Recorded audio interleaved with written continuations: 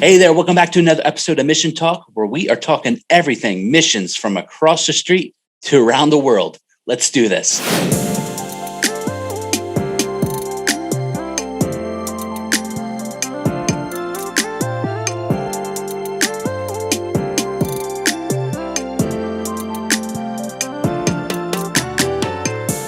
Hey there, we are back with another episode of Mission Talk, talking everything missions from across the street and around the world. And now we're going to take a trip down to Florida to someone that I actually have a very personal connection with because he used to serve on the same staff that I am now serving on here in Wilmington, Ohio.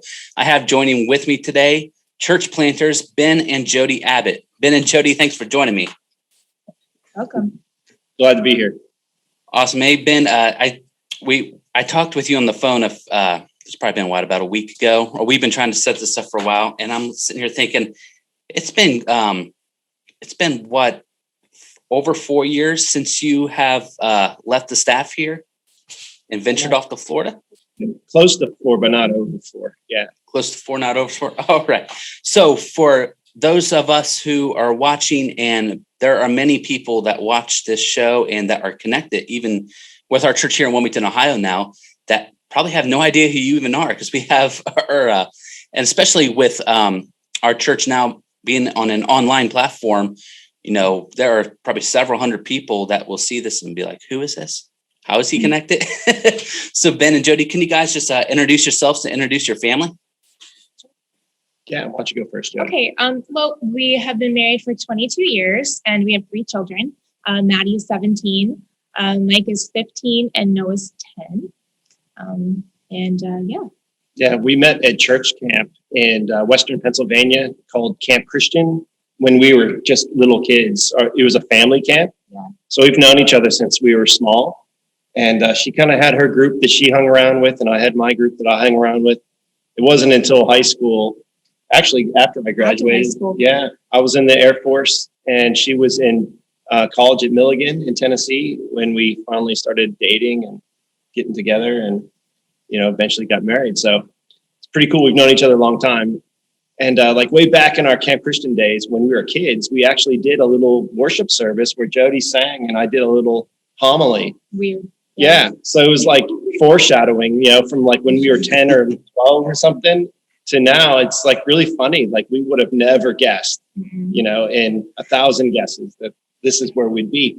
And even since we started ministry, we wouldn't guess this is where we would be, being church planners. And in Florida, like, how did that happen? It was just God guides and directs, and you just have to be ready to go with the flow and on these little mini adventures. Yeah.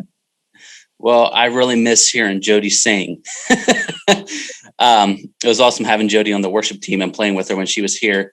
Also, too, that blows my mind that your kids are that old. I know. I mean, it's our minds too. Where are you two originally from? Ben, you're from Pennsylvania, right? Yeah, we both grew up in Pittsburgh. I was born in upstate New York in Syracuse, but I moved when I was small, you know, under 2 years old or something like that. We moved down to Pittsburgh. So that's where I identify from, unless somebody really hates the Steelers. And then I tell them I'm from Syracuse and then I go for Buffalo. You know what I mean? And then they all say, oh, we're so sorry. Okay. No, you can stay. Well, after the season Pittsburgh had last year, you know, I think people might be saying they're sorry at this point too. This is true. So what happened after high school? Ben, did you go straight into the Air Force after high school? Yeah, I joined special operations. I ended up getting stationed here in Florida, but I was in the Panhandle, so right under Alabama. Matter of fact, we called it LA, Lower Alabama. It was right on the Gulf Coast. Beautiful spot. Destin, Florida is right there. Fort Walton Beach is where I was stationed. It was great. Yeah. And then after active duty, I moved back to Pennsylvania after Jodi and I got married. We got married right at the end of my active duty tour and moved back to Pennsylvania. And I was in the reserve there for 6 years. Awesome. Well, also, thank you for your service. I've probably told you that a couple times over the years. But anyways, thank you. So you two got married and then you moved back to the Pennsylvania area. At what point, Ben, did you start to shift and God started calling you towards ministry? Well, I felt like I was called to ministry in basic training, strangely enough. And I went down to a chaplain and I said, hey, I feel like I'm in the wrong place. And he said, well, that's tough because you signed up for 4 years. And God doesn't want his people breaking promises. And that's a pretty big promise to your country you made. So if it's really a call from God, I'll be there in 4 years. Well, by that time, when the 4 years was up, I was married and in a different situation and moving back to Pennsylvania. I started working for Lockheed Martin, an aircraft manufacturer. And so during the week, I was working on government planes. And then on the weekend, when I was doing my reserve duty, I was working on the same airplanes. It was quite an interesting thing. That's where I was during 9/11 when the trade towers got attacked. I was right there working on airplanes at the airport. Let me tell you, that was weird when planes stopped flying for days on end and you're at an airport. Very strange. But that's how I ended up there. And I remember I was sitting in my driveway one day and I thought, things are going really well. Jodi and I ended up with a little apartment building with 3 units and we were buying new cars and I had a great job and things were going really well. And we were having Maddie, our first child. And I was sitting there in my car in the driveway thinking, well, maybe God didn't call me into ministry after all. This is what he wants me to do. So, we were active in our church. We were youth sponsors for our youth group, and I was teaching Sunday school classes. And Jodi, of course, was helping with music and stuff. And we were really enjoying things. But then all of a sudden, things started to change. It was like right after that prayer or thought, I got laid off from my job because 9/11 really changed things a lot. And U.S. Air was a major air carrier. They had a hub in Pittsburgh. They closed. They laid off a whole bunch of mechanics. And then it was like, well, Lockheed took the opportunity to lay off their mechanics. And maybe, I don't know, I don't want to speak for them, but, try to save some money and hire some guys with more experience for less money because there was such supply and demand situation came up where there's all these extra mechanics around. So I was out of work for about, a little over a year from Lockheed. And I was doing all kinds of odd stuff, trying to keep the bills paid. And then I went back to school to be I was thinking electrical engineering. And I was taking all these classes that I just wasn't enjoying. And I said, if this is really what this is all about, I don't know if I want to do this. Yeah. So I was going through a time of thinking, what should I do next? Then I went back to work for Lockheed for a little while, for about 9 months. And then they closed our site down completely. But during that time, we had people move out of our apartment building and we were having trouble paying for the 2 cars that we bought that were new and paying for the renovations on the apartment. And it was really a stressful time. But I finally gave up one day and I just said, I can't fix this. God, what do you want me to do? I don't understand. We feel like we're good Christian people. Why are we going through all this trouble? And that's when it's like the light bulb came on and it was like, God's calling you into ministry. Well, and it was so weird because I came to him and I said, Ben, I think you're supposed to go into ministry. And at the same time, he was like, Jodi, I think we're supposed to go into ministry. And so it was just like a light bulb went off. And as soon as we decided that was what we were supposed to do, things just started falling back into place again. So yeah. I was afraid to tell Jodi because when she got married to me, she didn't sign up to be a preacher's wife, So I was a little bit afraid. I was like, promising her father I was going to take care of her. I had a good job, and stuff. And he had just passed away. And so things were, really in flux at that time. This is like 99, 2000, 2001, 2002. So it was a really tough 2-3 years there. But once we decided, like Jodi said, we put our house up for sale. The real estate agent said, no one's going to buy this apartment building thing. No one wants that. They're like, it's going to take 6 months. It sold in 6 days. Yeah. And it was the only apartment, the only thing that anybody offered anything on. Yeah. So for sure, this is God. Yeah. For that real estate agent, didn't have any other offers in Pittsburgh other than on our building. That day. He was like, I don't know who your God is, but I think I want to know him. We're like, yes, you do. Yeah. So it was pretty cool. So we sold that and moved down to Tennessee and went to Johnson Bible College in Knoxville. And that's where I got my undergrad. What's your story from there? How did it start to progress? Where was your first, I guess, Ben, your first full-time vocational job in ministry? Well, I worked at a lot of little churches while I was a student, but it wasn't until I graduated and we were having Noah at that time. So Micah was born while I was in Bible college and in Knoxville. And then Jodi's like, hey, we're having child number 3. Noah's on the way. And she's like, I can't take care of 2 babies and be pregnant, and have a third. You need to go get a job. So I was planning on getting my master's degree, and I had worked towards a year towards that degree. But it was like, all right, let's open up and go take a church, and then, we'll think about what we're going to do in the future down the road. So we took a job in Prince Edward Island, Canada. And that was really my first full-time vocational spot. So I was a senior minister at a church called Montague Church of Christ in Prince Edward Island, Canada, which is in the east side of Canada. So you drive all the way up through Maine and then through New Brunswick, you get to the ocean again, and then go over this big, long 17-kilometer bridge or something like that. And then you're on Prince Edward Island. And there's a story called Anne of Green Gables, which is fiction. But it's kind of based on the personalities you find on the island. We found that to be true. Is. And so Jodi was reading it to Maddie, and when this position opened up, and she's like, "Oh, Ben, Prince Edward Island." Yeah, and I was like, "Okay, I'll throw it in my resume." I don't think they'll, take us. But strangely enough, the way things worked out with the interview processes and stuff, we felt called there, and they called us up there, and that's where we were for 5 years. Was there any cultural differences you noticed? I mean, Canada is very similar to the United States, of course, but was there anything that's like, well, this is different than where I'm from? Lots of differences. They are way more European than you would think. Like you would think, oh, Canada, they're just like right on top of the US. They're like the same. They're really not. They're way more postmodern, if I can even use that word anymore.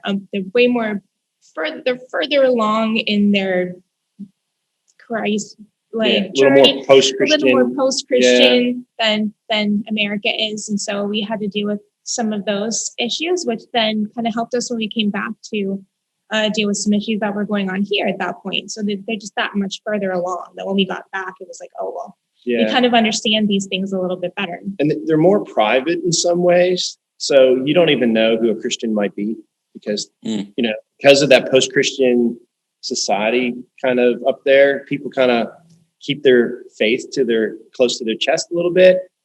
And they can be a little bit, I don't want to offend anyone, but they can be a little bit passive aggressive sometimes. And they would say things like, well, you guys in the US are so proud of, having a war to get independence, but we got independence without firing a shot. Yeah. So like these little jabs, that they give us all the time. They needed, obviously, the US to buy things from them and to help protect their border. And, they get a lot of stuff from the US. And I think they feel like they are part of the US in a way. Because I would say, America, referring to the USA, and they'd say, well, we're part of America too. We're North American. Like, okay. So I had to be very specific about the words I chose when talking to them. But they're good people. Oh, yeah. We had best friends we've ever had there, really. Yeah, they're generous fantastic. People, simple lifestyles, fishing, agriculture. A lot of potatoes were made on Prince Edward Island, and a lot of lobster was caught on Prince Edward Island. So once a year, there's like this 2-month window where people are giving us like bucketfuls, literally, of lobster. Like, here's 10, 12 lobster, 1 pound lobsters, just so the pastor can have a feed. That's what they'd say. And wow. Like, hey, can I have some of them blue mussels? Fill your boots, they'd say. Take as much as you want. It's just very generous, wonderful people in many ways. But the culture is a little different. And they're a little bit more further towards socialism as well. So you have to understand that they rely on the government a whole lot more than we do. So socialized medicine. A little bit, Yeah. Yeah. The entrepreneurial thing is not quite the same as it is here. It's if the government gets it started, there's a program or something, then they're much more likely. There's not a whole lot of parachurch organizations. So there's not like there's an abundance of food banks or clothing closets or soup kitchens or homeless shelters, none of that kind of stuff.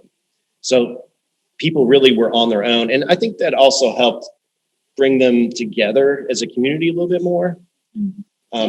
Like they would have these parades and things during different times of the year.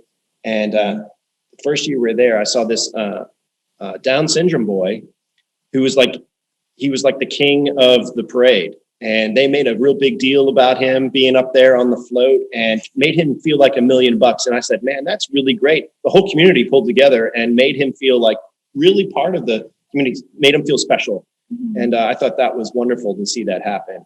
You know, there's just less up there.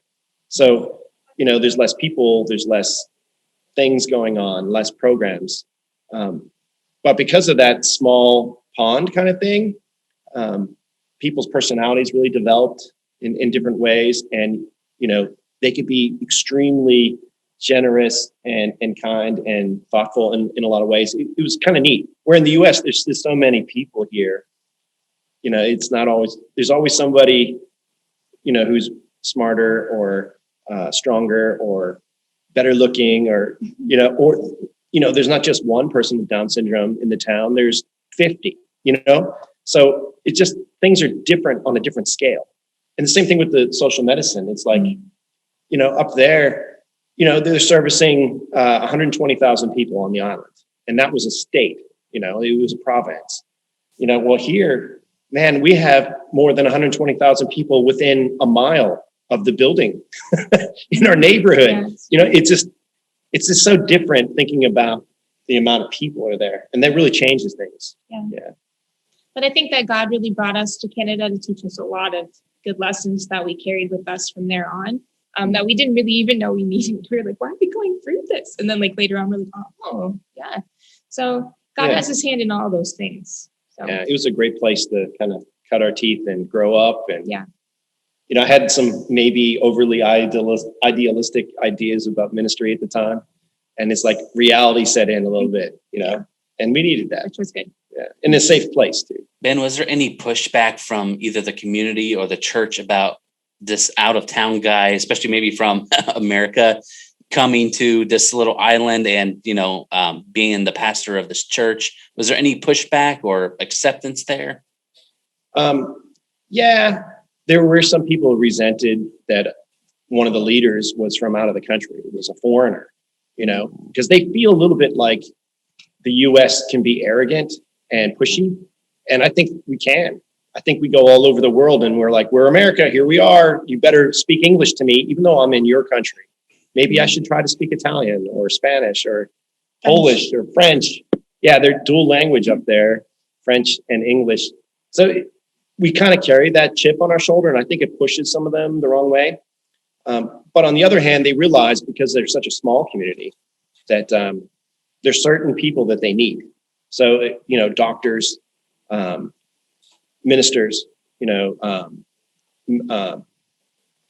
I was going to say like psychiatrists, they have a real need for mental health help up there, but it's just really hard to get.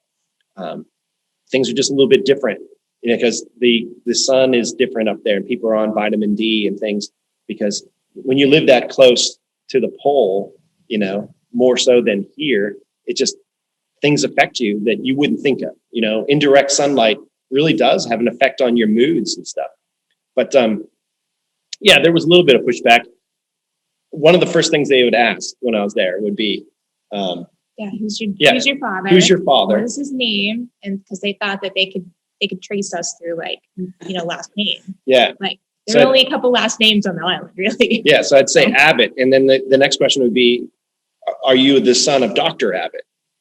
You know? And I was like, no. And they're like, oh, well, why are you here? Basically is what they'd say. And I'd say, I'm a minister at Church of Montague. And then they're like, okay. Like 50% of the people would be like, yeah, sure. Okay. Yeah. You know, the other 50 didn't care. But really, by the time we left Prince Edward Island, it was amazing because people had they didn't know that we were foreigners anymore. We read this book when Ben was in undergrad.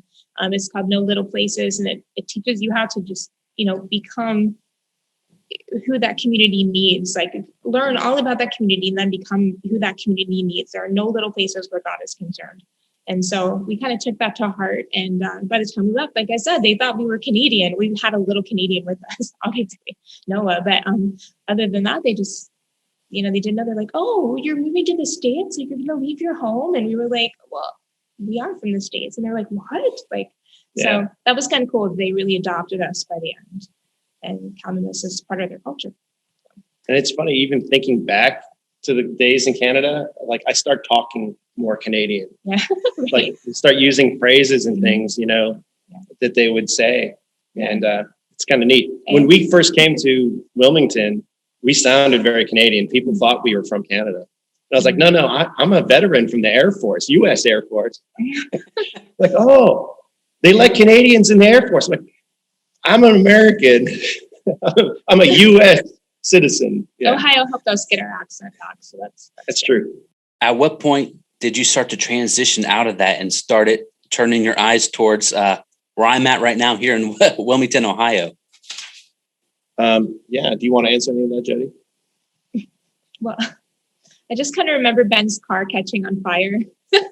What? Yeah. His car caught on fire. And we were sort of like, we can't replace this on our income here. Our kids were getting older. We were like, if we're going to make a transition back to the US, we kind of need to do it now before they really, really have, boyfriends and girlfriends and all that kind of stuff going on in their lives. And yeah, the car catching on fire was like a big deal. Yeah. Was that like a burning bush moment? In every movie I ever watched, with a car on fire, they explode.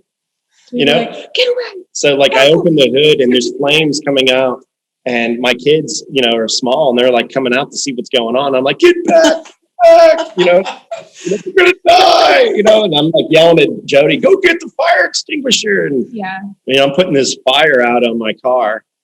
Yeah, but we were financially pretty tight, and there wasn't a whole lot of new people moving on the island, and there wasn't a whole lot of new people in our town. So it was kind of like we were pretty plateaued in some ways, financially.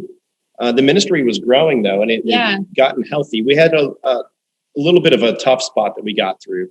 Yeah, well, and they had some leadership, and that might have been part of why they looked at people from the U.S. not as favorably. They had some leadership before we came that really took advantage of them, and so they were very leery of us at first. But I feel like we brought them through that time, and then were able to, so they were in a really good position to move on. And we kind of felt like, well, that was also the reason to go. It's because we felt like it's kind of like a Nanny McPhee moment. Like, what is it? Like when you need her, but you don't want her, then she has to stay. But when you want her, but you don't need her, then they have to go. It's like that sort of thing. They were ready to go. They really needed Canadian leadership. And so this was the right time. Yeah. And I was working at the little Bible college there on the island as well, which was supporting the 20, 30 Christian churches in New Brunswick, Nova Scotia, and on Prince Edward Island. And we had a guy that had just got out of the Royal Canadian Navy that I had been bringing along, baptized him and his family, and we were teaching him at the college. Well, he's now the senior pastor of the church up there. So it was kind of like, it was great to hand them a Canadian to take over that position, because I think they really wanted that. There was a little bit of an embarrassment. I think if you turn the tables, like what if, Wilmington Church of Christ was being run by someone from another country? Of course, we'd be favorable to them, but we would still kind of have this feeling like, well, why couldn't we raise somebody up from our own country to be the leader? So it was really good that his name's Stephen Vesey, was able to get his undergrad and start taking over at Montague. And that was really a good thing for the church. And like Jodi said, it was just time to make that transition. Otherwise, we were effectively going to be moving our family out of the United States for good. Yeah. Because, once you start making these family connections and stuff, and, kids start getting married and things, effectively, we were going to stay. We were already permanent residents, we were called. But we weren't quite ready to pull the trigger on being citizens. So it was like, it's time to come back to the U.S. And we ended up at Wilmington. That's where we came back to, and it was wonderful. How'd you get connected to the Church of Christ in Wilmington? On our college websites, there's usually job boards. This was a few years back now, so I was on one of, I think it was the Johnson University web board, or maybe Cincinnati Christian University web board at the time for the job opening. And I saw it and I thought, it'd be great to work on discipleship. And that was the position they had open. And being a senior pastor there's a lot of pressure. And, being a foreign agent and stuff, it was just a lot on our family. So I said, it'd be great to be, an associate instead of being the lightning rod for everything. So I put in for that position, and Dale and the staff at the church put us through quite the interview process.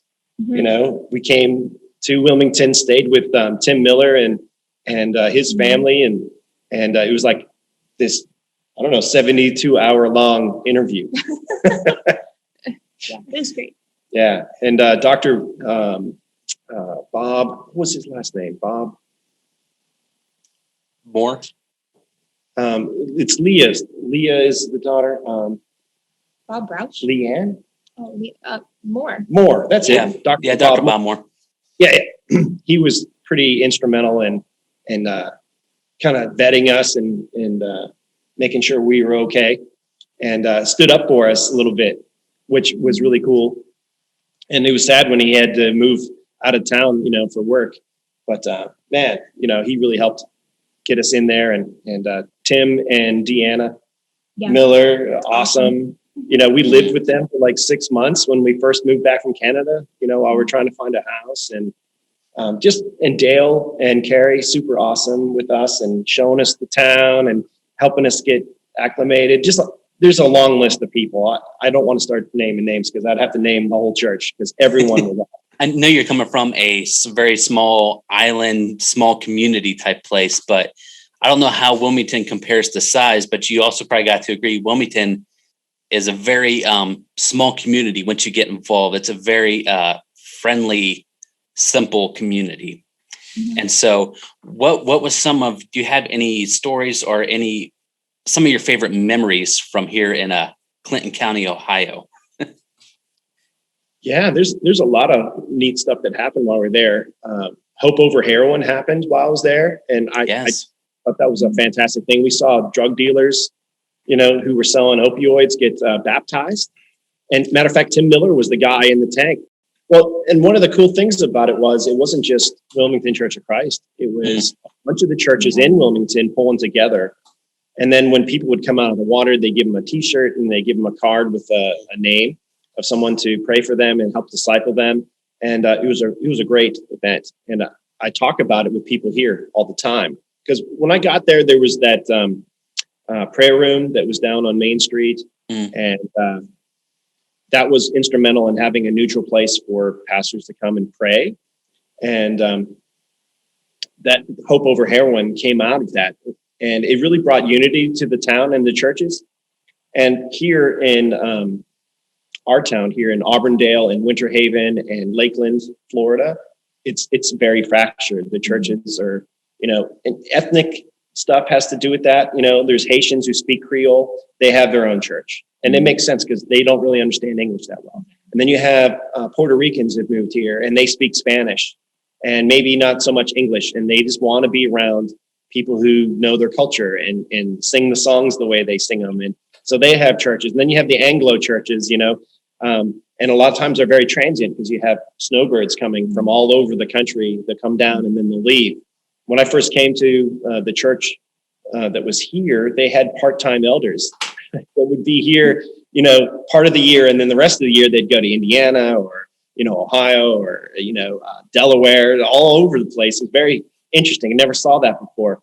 So when I think about Wilmington, one of the great things is that unity, and I'm trying to help bring some of that here and take that idea of togetherness and make that happen. Just yesterday, we had a prayer meeting with pastors in the prayer room that just opened here.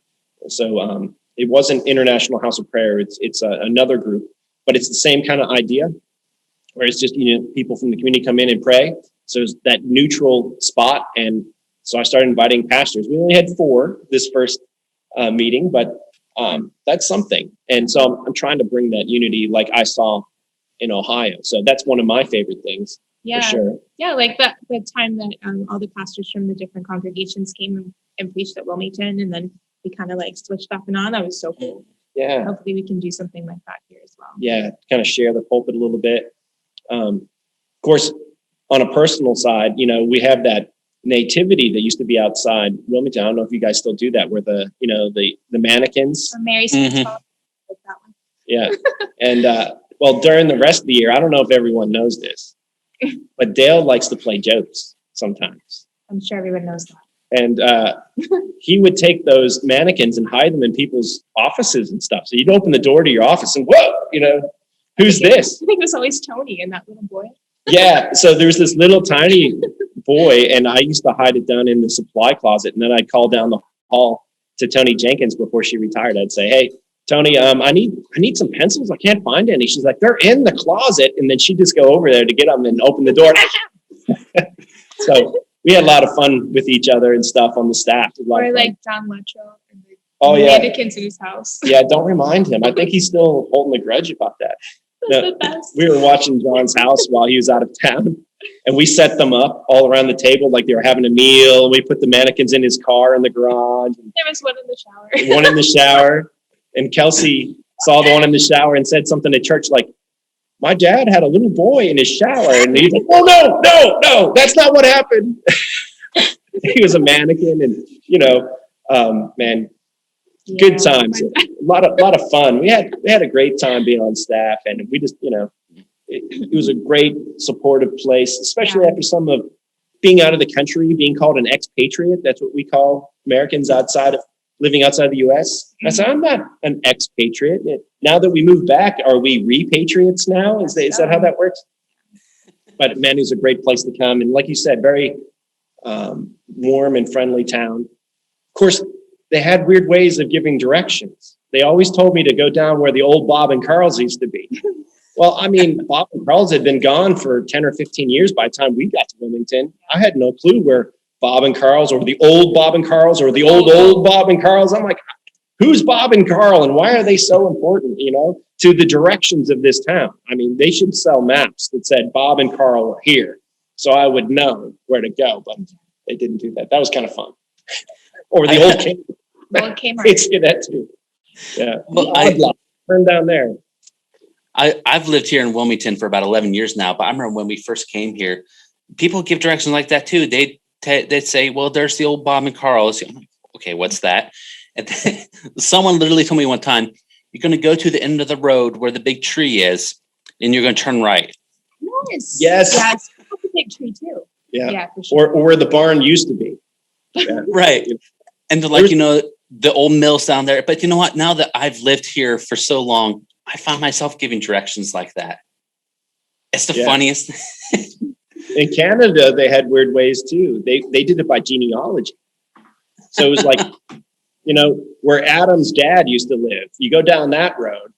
I'm like, I don't know who Adam is, and I don't know who his dad, But since things didn't change so much in that town, it was like everyone knew everybody's history.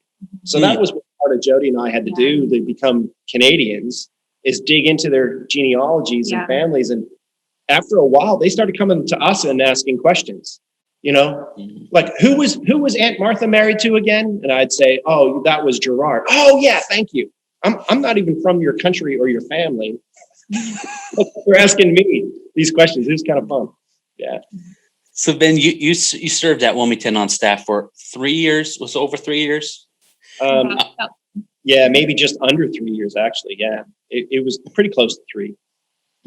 Can you start talking about how God then called you and started to move you towards Florida? Because you went back to school, didn't you? Yeah, I wanted to finish my master's degree. Started it in Tennessee. Then we moved up to Canada. I started working on another master's program while I was on staff at Maritime Christian College. I was teaching undergrad for taking master's classes. I was only like 2 classes away from getting my master's up there when we moved to Wilmington. And I thought, well, Cincinnati Bible College or Christian University at the time, was nearby. What's it, like an hour to get to Cincinnati, 45 minutes, something? Yeah.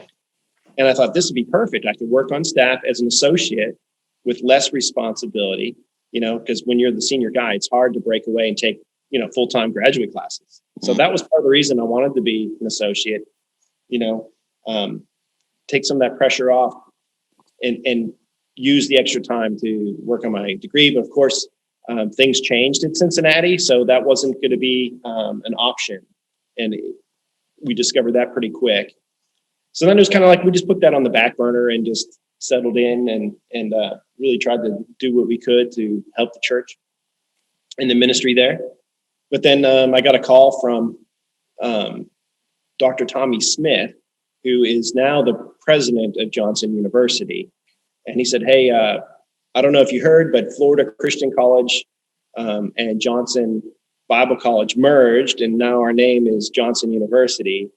And we're going to start a master's program, and we're looking for some people who would like to be part of that first cohort. And your name came up because we know you haven't finished your degree. And so Jodi and I prayed about it, and we talked about it and said, this is really something we want to do.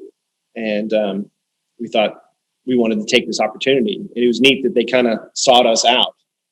And so I sheepishly started kind of testing the waters with Dale and some of the other staff and some of the folks we developed relationship with, some of the elders.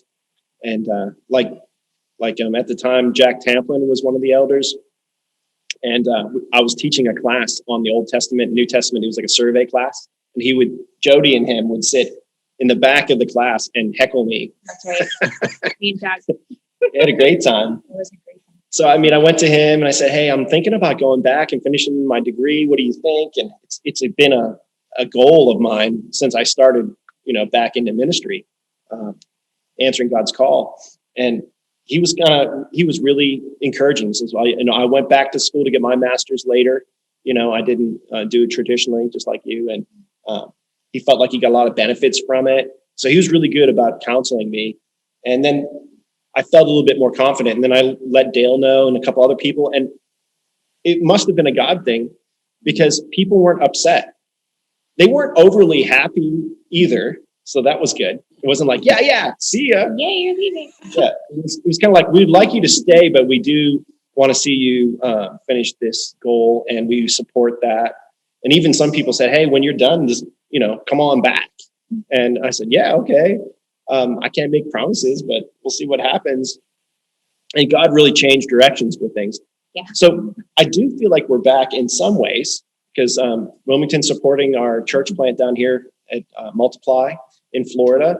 And I think we still have a close relationship, probably the closest relationship I've had with the church outside of the church I grew up in and Jodi grew up in.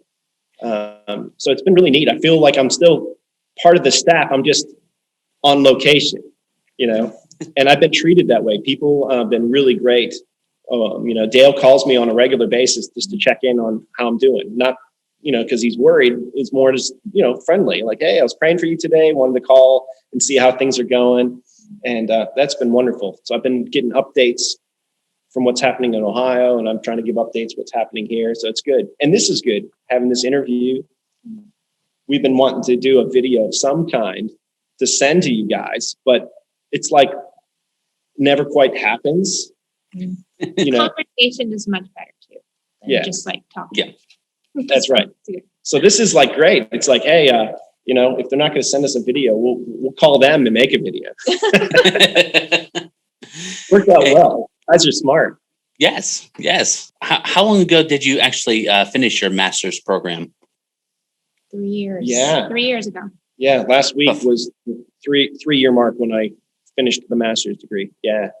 So right after I graduated, I took a little church part-time near Daytona Beach, which was really cool. I also had to get a job though, outside the church. So I worked changing tires on boat trailers and replacing the bearings and repacking them with grease and stuff. And, it was good to work with my hands, but man, it's so hot out here in the summertime in Florida.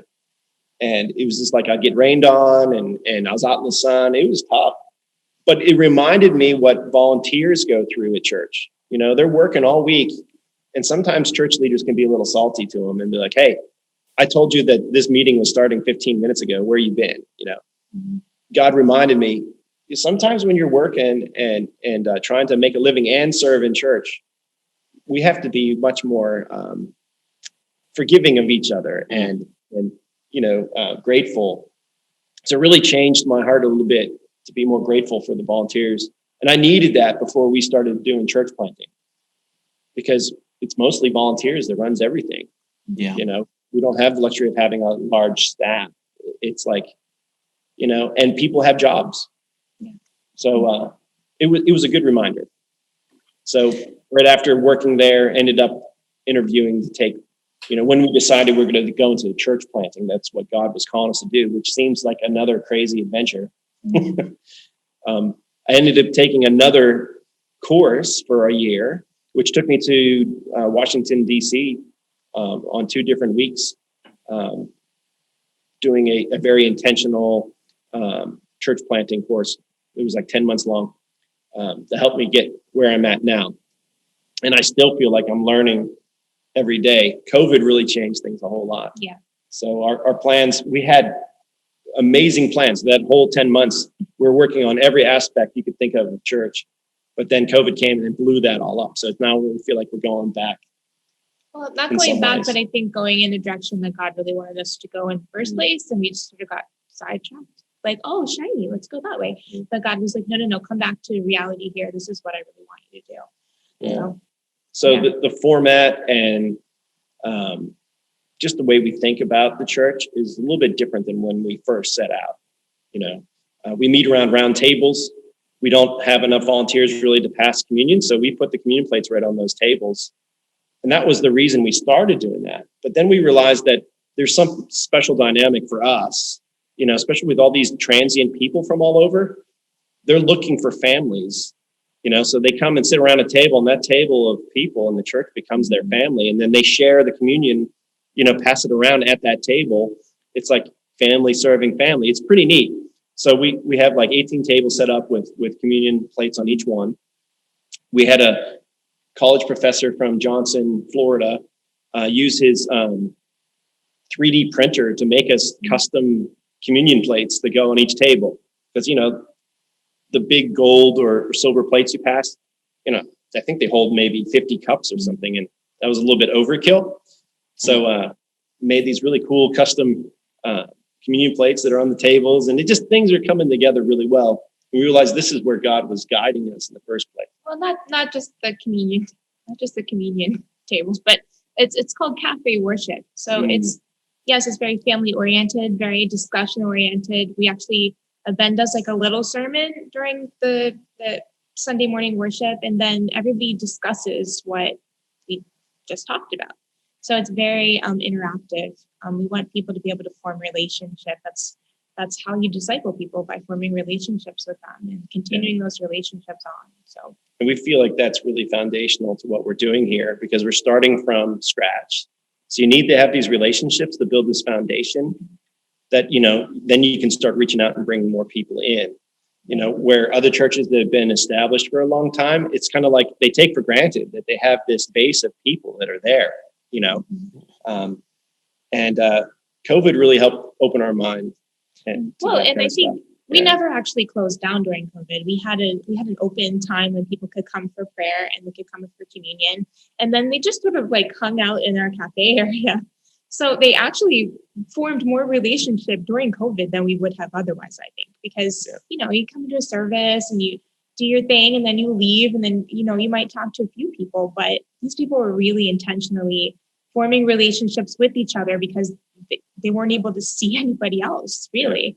So I think really COVID was a blessing for us in a lot of ways, even though it sort of shut us down for a little bit. It really opened the door for relational sorts of things. And then we kind of took that and expanded on it once we were allowed to pull it back up again. So it really was. We only let 10 people in the building at a time. Right. Yeah. I want to go back and point that out. Okay. So if there was 10 people in the auditorium praying and taking communion, maybe there was 10 people out in the lobby. But if somebody went over the ratio, we just have somebody step outside or go into the other room, something like that. So we were keeping with the COVID, recommendations. People were wearing masks and all that kind of stuff. Yeah. But it was neat. It's kind of like in the same way as when I got called back into ministry, basic training, but then nothing happened until years later. And it was like God made circumstances happen. And then I tried in my own power to fix it.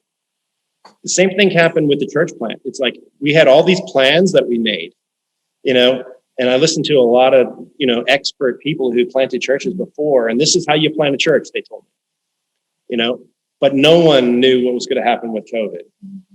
And when that happened, things really changed.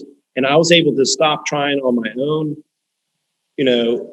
power, my own talents and skills and, wisdom, and then start saying, okay, God, I don't know what to do. Yeah. Just guide us. And I think some of the things that we enjoy so much right now, like the cafe worship, that all came from, not from me. It came from, reacting to the situation, following what God was leading. Well, it's really interesting to just sort of stand back and watch it. That's basically what, like, we stood back and we're like, oh, this is what's supposed to happen. Okay. Yeah. We'll go with that. Yeah. And now people are like, oh, wow, you guys are geniuses. I'm like, right. Like, no, I kind of want to take credit, but I can't. It's like, yeah, sure, say that all you want, but really it was God who was leading us. And we were open to let God.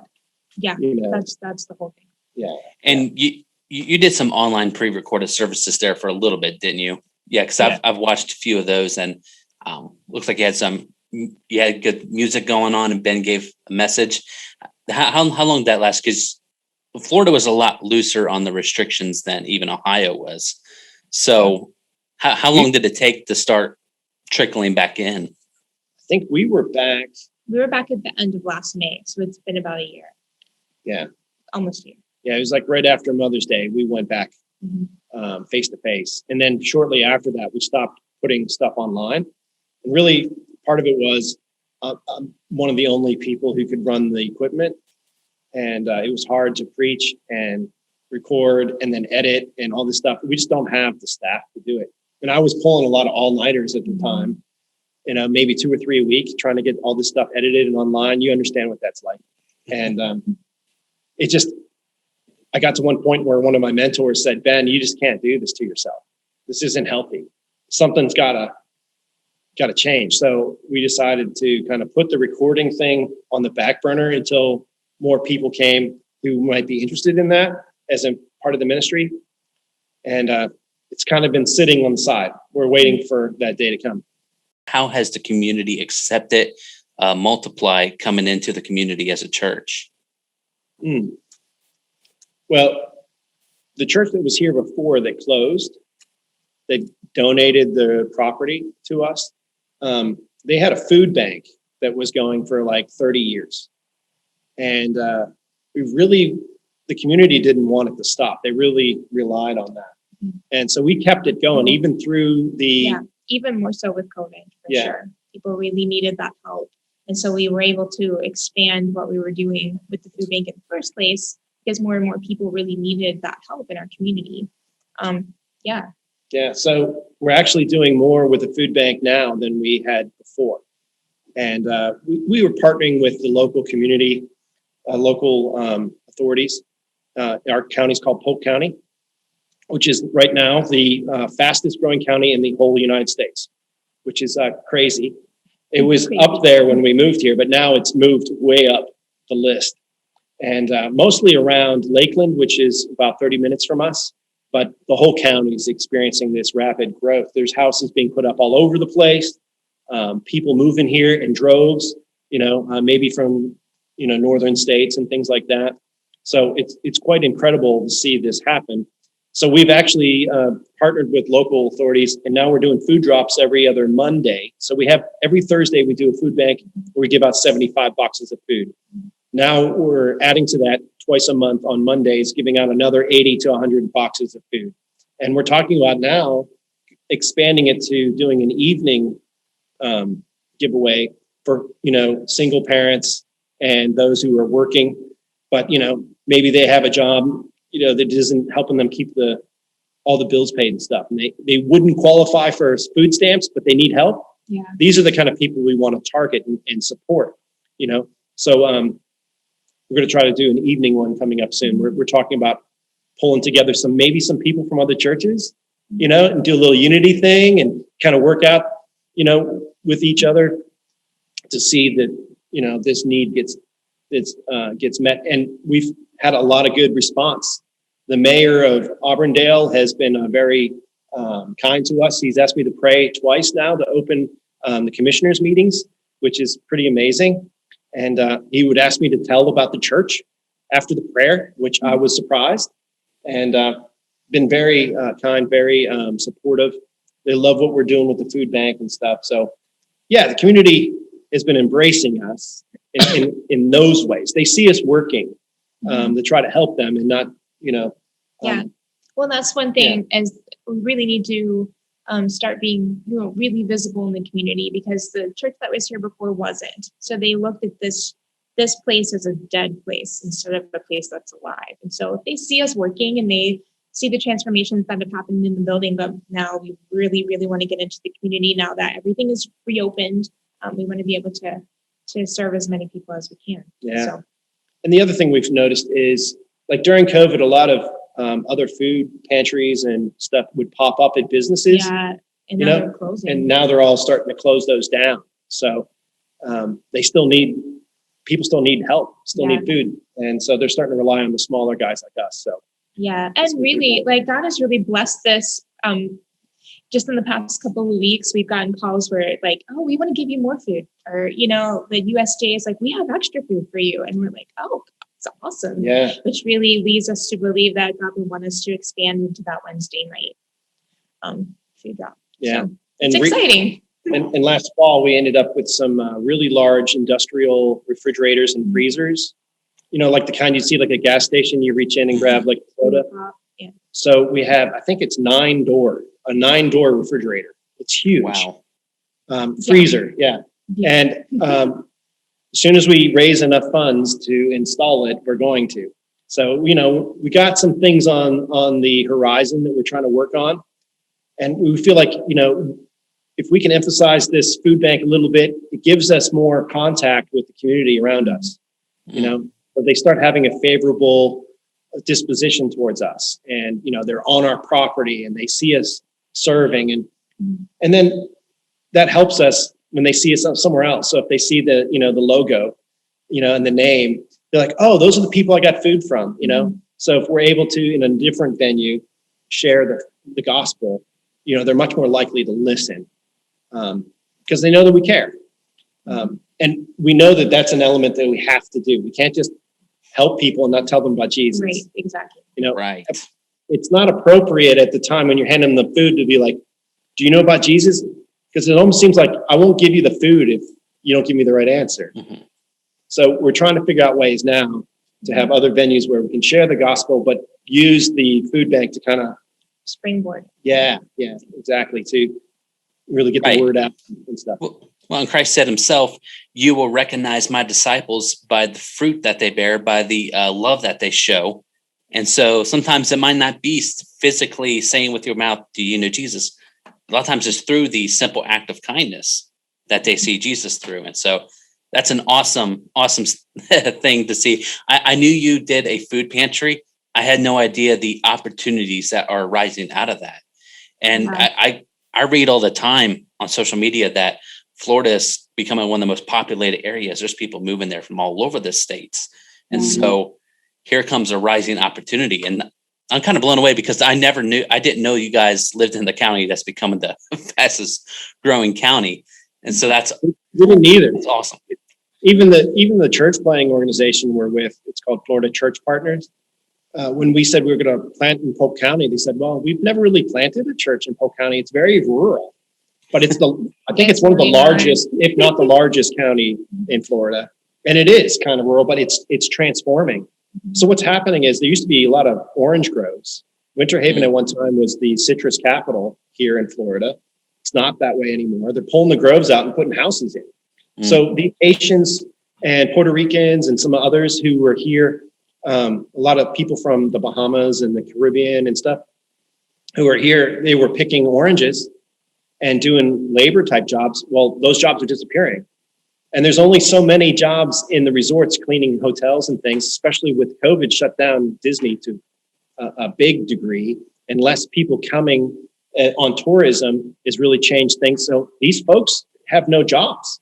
And, some of it really isn't because, the situation in some places is there's lots of jobs, but people not willing to work. I think in some ways their jobs have disappeared, and there really isn't any place for them to go. They're not skilled workers in the same way as other people are. And they don't speak English all that well. So we have to support them while they're making these transitions and try to be a liaison for them, help be an advocate for them, because they're Americans too. They're just caught in a culture change.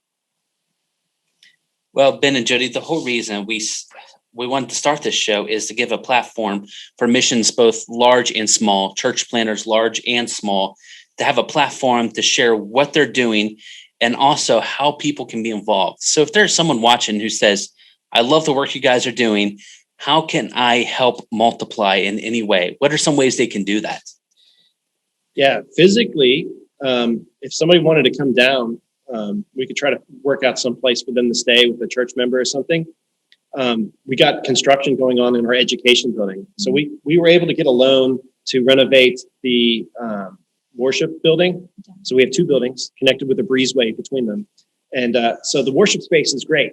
But the education building, it's kind of like the food pantry has taken over most of it. So there's some offices, a couple classrooms with a lot of stuff stored in them. And then, the nursery, which is in good shape. But the rest is like I said, these refrigerators that need to be installed. And there was an old kitchen that is half taken apart. We could use some help cleaning all that stuff up and start building the classrooms for the youth. And we don't have a lot of children at the moment, but we're anticipating. The education building is not called the pantry building; it's the education building. So, although there is part of the education that is the pantry part, that also needs to be fixed up. So if anybody is great with construction, we would love to have you come and join us. Also, if you just have some extra money. Yeah, I know that sounds weird. I know people have received, the stimulus checks. If you're looking for a place to tithe that, we really need to get these freezers running if we're going to be accepting more food from places, and then serving more people. So that's another way you can help, especially with the food bank side of things. Yeah, prayer is a big thing. I think there's spiritual warfare happening all the time, where it's like someone will come along. Like we just had a couple in the church that they kind of grew up here at the church that was here before, but they've been living together for 16 years, had 2 children, and recently decided, you know what, we should get married. And lo and behold, they came to ask for pre-marriage counseling from me. After being married 16 years, we've only been married a few more years than them. And so we did that, went through the counseling, and then he works for the county. He was out in the median weed eating, and someone ran up over the curb and ran him down. And he's in the hospital right now, badly beat up, serious injuries. And it's just like, we see this happening, and I count it to spiritual warfare. We don't know what was going on in that woman who ran him down. They think maybe drugs were involved or something. It was just strange how it happened. But it's like every time someone tries to turn their life around and would be a great volunteer, a great addition to the congregation, something happens. So then a couple of days later, there's another fellow who used to be the worship minister at the old church that was here, but he's been attending because, some situations happened between, we were getting rid of our baby grand piano, and we needed a place for it to go, and he was our contact for that. And then that turned into him starting to worship with us. Mm-hmm. Well, things are going great. We're, starting to make this connection, healing old, relationships. And then he gets rear-ended, and, his car is totaled. It's in the shop. He's okay. But it's just like all these little things happen. These spiritual warfare things happen. And there was one other one. We have a lady from the church. She's on staff part-time. She's a administration assistant. She was helping after the food bank one day and just having some heart, shortness of breath, and heart was hurting in her arm.